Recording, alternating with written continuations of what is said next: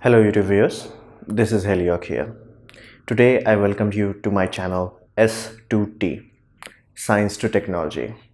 Here we're gonna take a look at applications of science where each weekday would be dedicated to one aspect of the subject matter. Like Monday would be dedicated to rockets, Tuesday would be dedicated to cameras as such, and so on.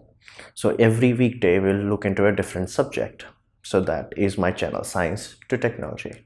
Today is Monday, so we're gonna look into Rocket Monday episode 1. Now in this episode we're gonna focus on three components: why it is so popular in nowadays, what it is primary function, as in rocket's primary function, and how it works in terms of basic designs. Now why it is so popular in nowadays, it has to do with few things changing in the collective consciousness of humans. Basically, recently, due to Elon Musk and SpaceX, Virgin Galactic, Richard Branson, Blue Origin, Jeff Bezos, all these people have showed the world that rich people are no longer just focused on making money. They are more focused on making a name for themselves, a name that will last. So this renewed interest into the sector of space from private individual changes everything. Earlier, before these individuals came into the spotlight, if you had asked anyone what is space, the most they could have answered is either NASA or the government or their own country's national space agency. Like many countries have their own space agencies. India has ISRO, same way NASA is for America.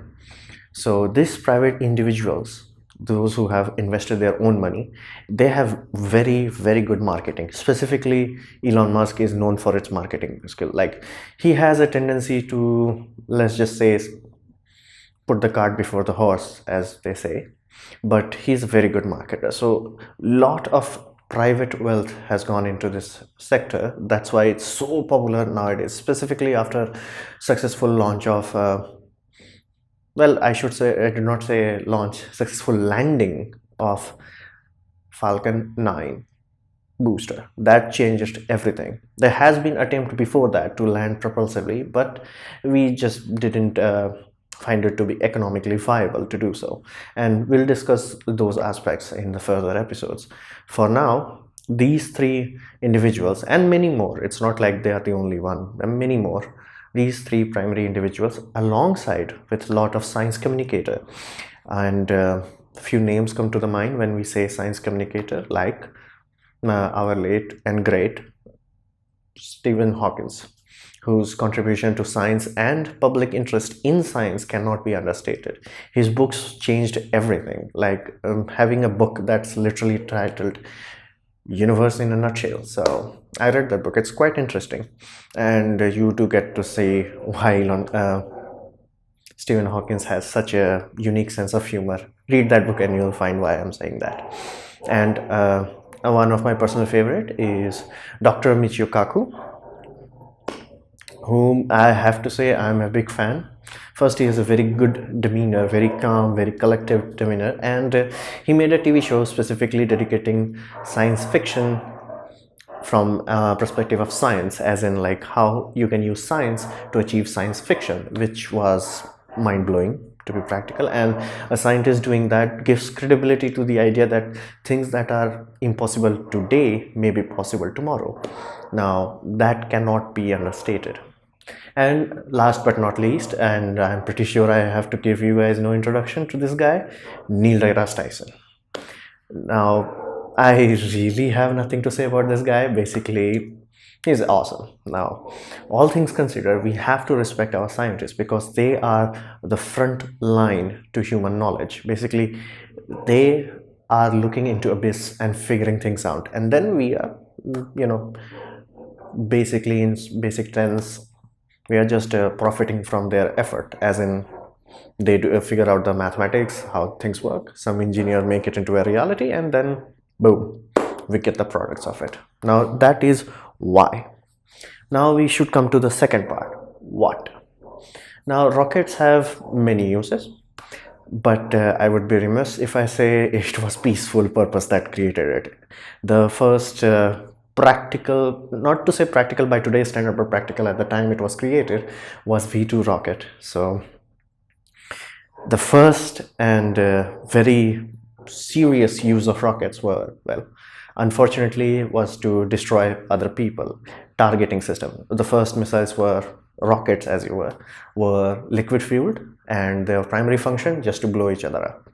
So rockets don't have actually very peaceful origin, let's just say that. All things considered, that is still the biggest use of rockets. So if you want to find out the most badass rocket ever built, it would be ICBMs. And I will go into detail in further episode about ICBM, but suffice to say, if you think Saturn V is expensive, you would be surprised to know that it's basically a scaled up version of a ICBM. All rockets primarily are that.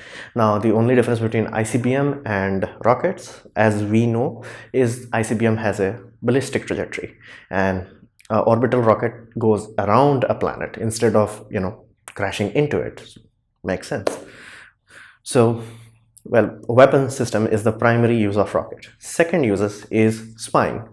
So first we figured out how to put satellites into orbit, and all of you must be aware of the very shiny ball in space known as Sputnik, which was just a radio transmitter. Now, Sputnik has a very profound impact on the world, because now to the common world it was shows it's just a radio transmitter. It's going around orbit and it's just beeping hello travelers in Russian, of course.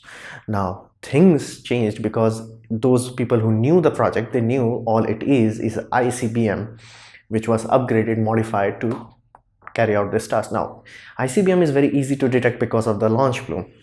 However, if you put some payload in an orbit, you can't detect it. Like, this could be in orbit for days or weeks, or heck, it could be so long it could be forgotten, and then boom, deorbit the whatever the payload or the warhead. And now this aspect was understood by US government quite well, and suffice to say, they shit themselves, and NASA was like very quickly created this, like it was a quick fire response, like we need something to figure this out, because space was about to become the next war theater, as they will say.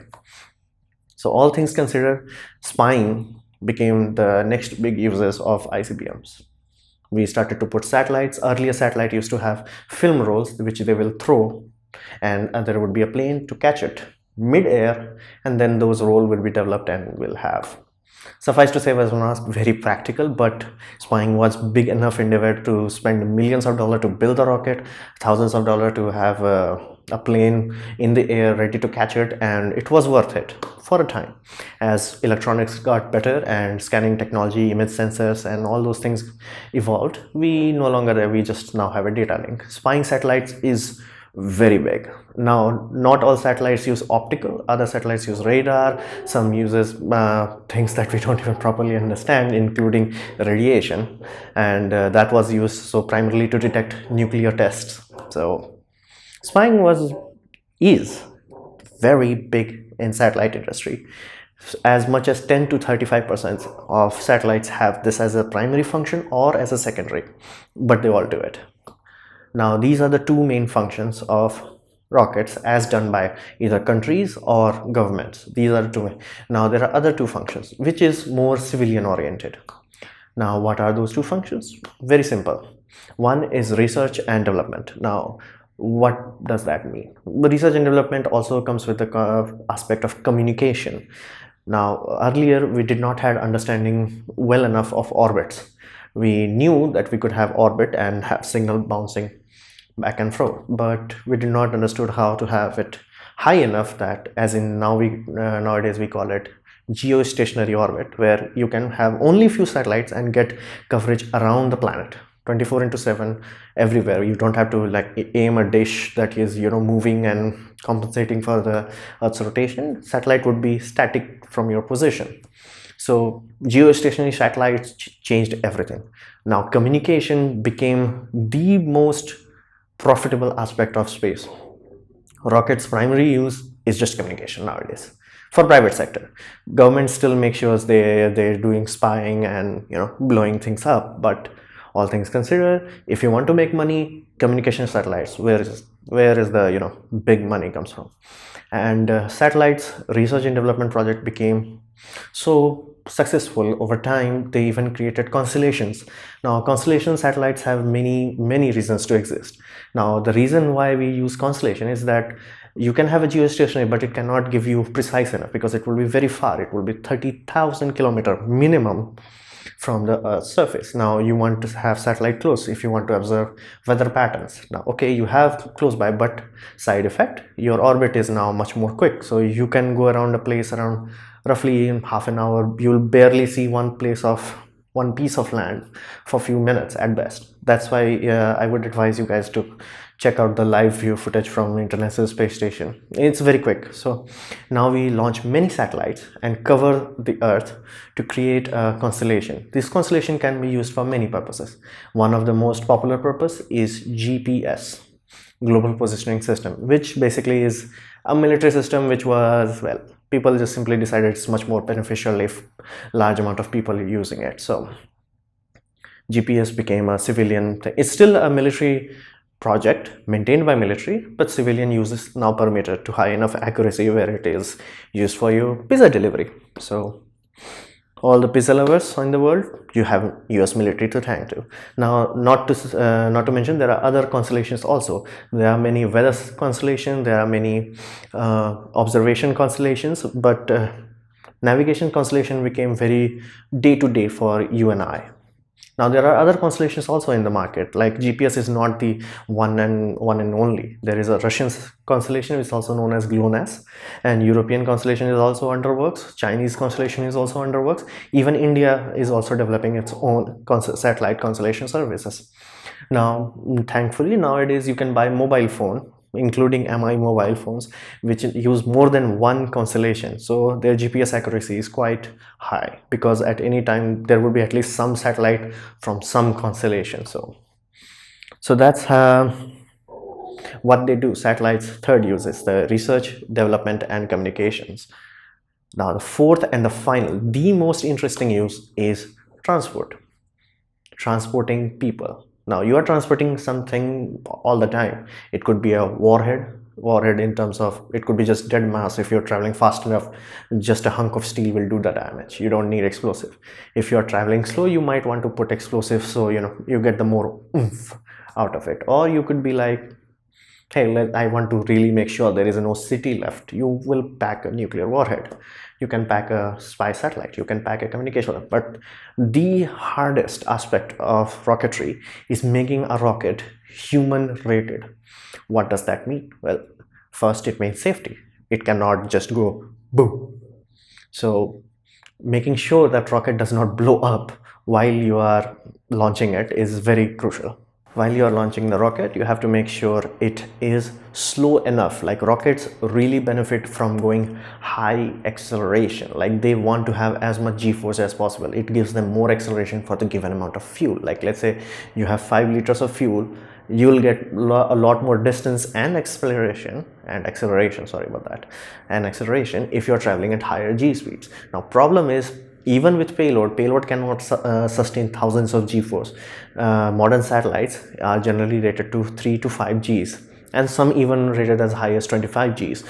But humans cannot sustain these g-forces. They will simply get, well, if they are lucky they will pass out. If they are unlucky they will go blind or dead. Now the reason why they will go blind is that our eye has a retina is not very well enforced, so it can snap.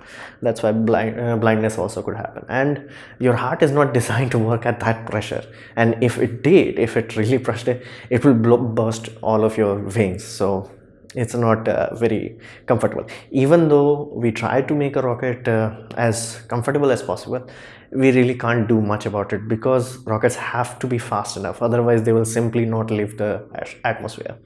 So that's why you have, like, rocket launch is very high g-force.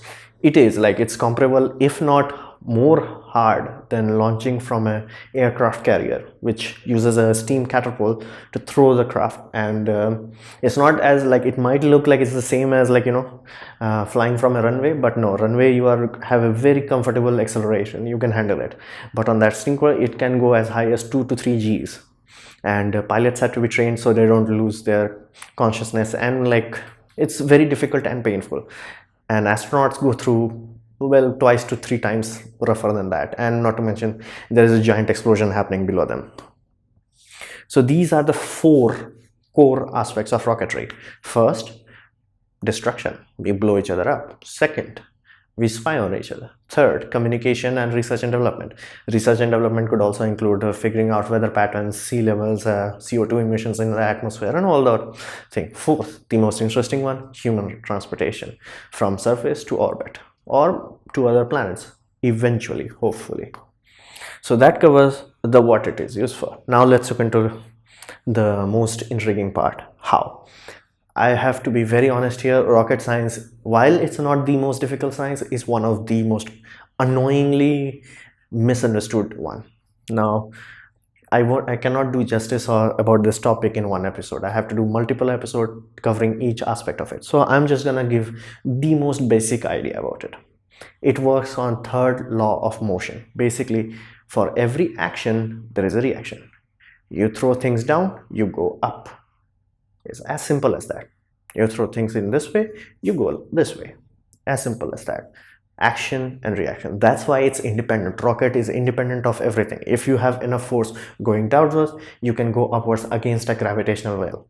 If you are doing the same thing in space, it will still work. It does not need an atmosphere. Heck, atmosphere hinders its performance. So third law is the crucial part. Now, how many parts rocket do have? Well, for simpler purpose, two. Payload, the money shot, basically, which pays you, and rocket. Rocket sometimes can be called launchers. You will have on top of Falcon launcher and on top of Atlas as a launcher. So there are launchers, and then there is payload. Payload is what somebody will build up, and they will contact a space agency or a company. Space agency, they could contact like ISRO, NASA, things, JAXA, and payload will be built by either private individual or a country, things like that. And then this companies or spaces, they will hire a launcher. Launcher could be anything, Atlas, Saturn. Other countries also have their own rockets, and it will be launched. So these are the two core components of a rocket. Now, for today, let's call it a day. In next episode, we'll look into more details of how, because how is a really deep and complex subject. I cannot do it justice in one episode, basically. So that was my channel, guys. Hope you liked the episode 1 of Rocket Monday. If you like to see more about rocket, I will see you on next Monday. And if you want to see more about what I do, is I will ask you to tune in next day, and tomorrow would be Tuesday, where we'll be looking into cameras. As I said, the spying was a big aspect of rocketry, still is. So we'll look into cameras, and if you want to support me and see more of me, I would recommend click the ads, please. It helps a lot. So if you enjoyed it, you want to share more about this information, please leave a like, comment, and if you want to make me look into a specific target or subject matter, comment about it. I'll read all the comments. And as always, thanks for watching.